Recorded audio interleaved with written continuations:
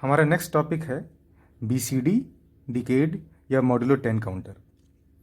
तो हम इस काउंटर को डिज़ाइन करेंगे यूजिंग JK फ्लिप फ्लॉप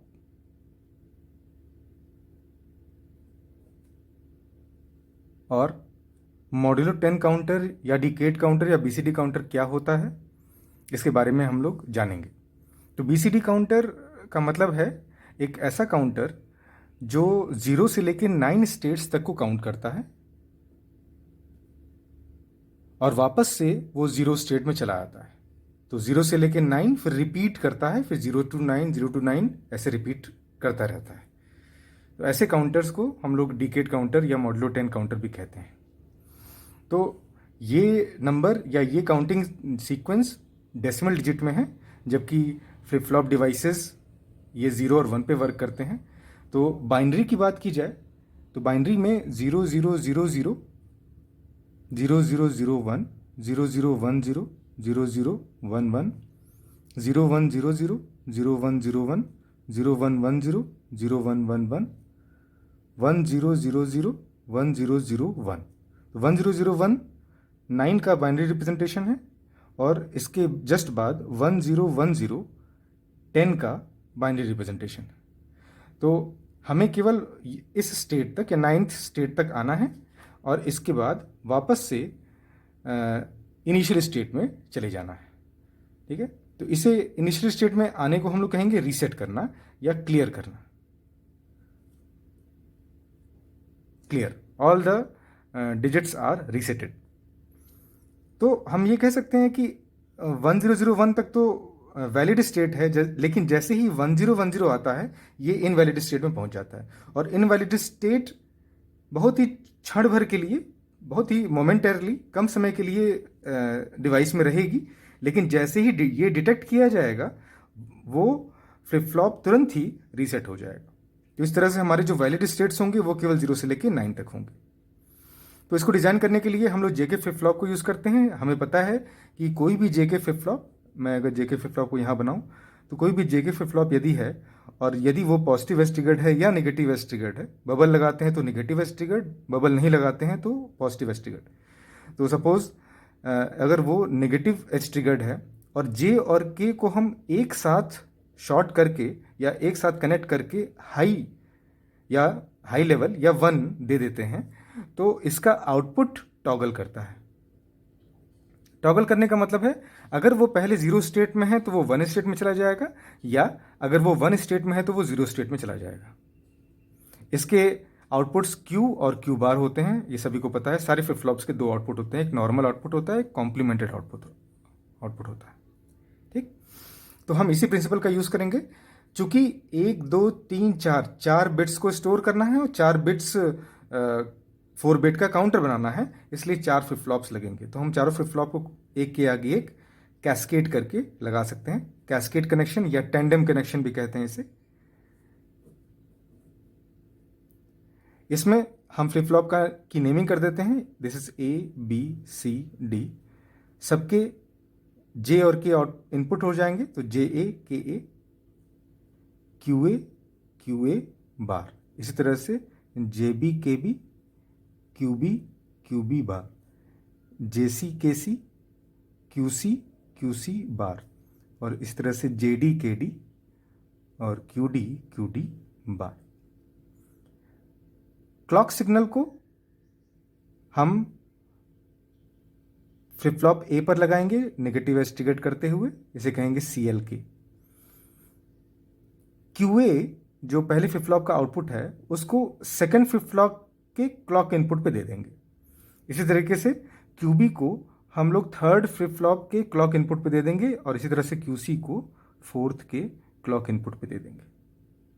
ठीक है, सबके JA के सबको हम लोग इस प्रिंसिपल के अकॉर्डिंग 1 दे देंगे। तो यहाँ भी 1, यहाँ भी 1, सारे फ्लिप फ्लॉप्स के J और K इनपुट्स पर 1 1 दे देंगे। 1 1 JD KD 1 1। ठीक है, और इसके आउटपुट्स हम QA QB QC और QD पर लेंगे। तो इन आउटपुट्स को अगर हम लोग वायर से बाहर निकाल लें तो कुछ इस प्रकार हो जाएगा।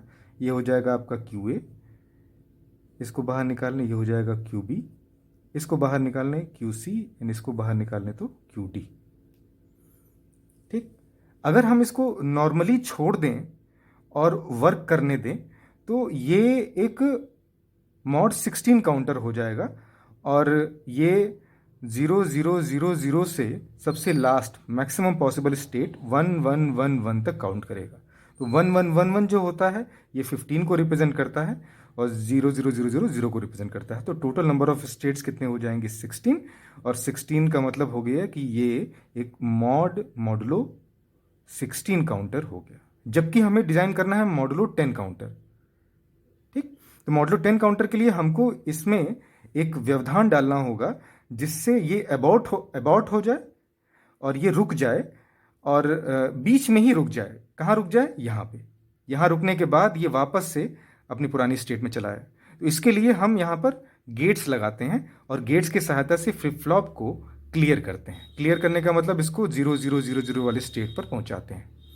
तो ऐसा करने के लिए हम क्या करते हैं, सपोज हम एक गेट यूज़ कर रहे हैं, यहाँ पर कोई भी गेट यूज़ किया जा सकता है। मैं यहाँ पे नैंड गेट यूज़ कर रहा हूँ जिसके 4 इनपुट्स हैं QA, QB, QC, QD। ठीक, अब आप यहाँ देखिए 1010 है। 1010 का मतलब हो गया कि ये किस सीक्वेंस में है, QD, QC, QB, QA। इसका मतलब ये हो गया कि अगर QB और QD इन दोनों का मान जब हाई हो रहा है तो डिवाइस को तुरंत ही रीसेट कर लेना है। ठीक है, सबसे पहली बार जब इन दोनों बिट का QB और QD वाले बिट का मान हाई हो रहा है तो तुरंत ही रीसेट कर देना है ताकि इसी लूप में हमारा काउंटर रहे और ये मॉड 10 काउंटर कहलाए। ठीक, तो क्लियर करने के लिए क्या करते हैं, हर फ्लिप फ्लॉप के क्लियर बार इनपुट होते हैं। तो एक इनपुट यहाँ होता है, इसको बबल से शो किया जाता है यूजुअली, और यहाँ होता है CLR बार। सिमिलरली CLR बार, CLR बार, CLR बार। अब इनको हम क्या करते हैं, एक साथ शॉर्ट कर देते हैं, सारे क्लियर को एक साथ शॉर्ट कर देते हैं ताकि जब क्लियर हो तो सभी एक साथ क्लियर हो और सभी 0000 पर पहुंच जाए। ठीक, और इस गेट के आउटपुट का कनेक्शन हम इस क्लियर बार पर कर देते हैं। तो क्लियर बार को कनेक्ट हम लोग यहाँ पे कर देते हैं। तो सारे क्लियर बार इस नैंड गेट के आउटपुट से कनेक्टेड हो गए। अब हमें क्या करना होगा, अब हमें QA, QB, QC, QD का कनेक्शन यहाँ पे कुछ इस प्रकार करना होगा, इस नैंड गेट का आउटपुट कुछ आए और उसकी वजह से सारे फ्लिप फ्लॉप्स रीसेट हो जाए। तो जब कभी भी क्लियर बार तरह का सिग्नल होता है, CLR बार सिग्नल होता है, तो इसे कहा जाता है एक्टिव लो। तो एक्टिव लो का मतलब होता है कि लो सिग्नल देने पर ये एक्टिव हो जाए। तो लो सिग्नल क्या होता है, 0। इसका मतलब इस नैंड गेट का आउटपुट जब 0 हो तभी सारे फ्लिप फ्लॉप्स एक साथ रीसेट हो जाएंगे और वो 000 वाली स्टेट में आ जाएंगे। ठीक है, और हमको किस स्टेट को के बाद ये चीज प्राप्त करना है, वो स्टेट है 1010। ठीक है, तो 1010 जैसे ही आए, इसके आउटपुट्स आए, QD, QC, QB, QA के मान आए, तुरंत ही ये गेट यहां से सबको क्लियर कर डाले। तो ऐसा करने के लिए हम क्या करेंगे, हम देख सकते हैं कि किसी नैंड गेट का आउटपुट 0 तभी आता है जब उसके सभी इनपुट्स 1 हो, सभी 1 हो। तो यहाँ पे इस सीक्वेंस से ध्यान दीजिए, QD और QB तो 1 है ही, तो QB को हम डायरेक्टली यहाँ कनेक्ट कर दें सेकंड वाले पे, और QD को डायरेक्टली कनेक्ट कर दें लास्ट वाले पे। बचे ये दोनों QA और QC, इनका कनेक्शन। लेकिन हमको यहाँ दिख रहा है कि QA और QC देख सकते हैं ये 0 और 0 है। इसका मतलब इनको इन्वर्ट करना पड़ेगा, और इन्वर्ट करने के लिए हम इन्वर्टर लगाएंगे या नॉट गेट लगाएंगे। तो हम एक काम करते हैं, QA के आगे एक नॉट गेट लगा देते हैं और इसका कनेक्शन यहाँ कर देते हैं, और QC के आगे एक नॉट गेट लगा देते हैं और इसका कनेक्शन यहाँ कर देते हैं। अब ये जो सर्किट बनी है ये 0000 से बढ़ना स्टार्ट करेगी और ये 1001 तक जाएगी और उसके बाद वापस ये 0000 पे चली जाएगी। इस तरह से एक मॉडुलो 10 काउंटर कंप्लीट हो जाएगा, जैसे को हम लोग BCD काउंटर या डिकेड काउंटर कहते हैं। Thank you.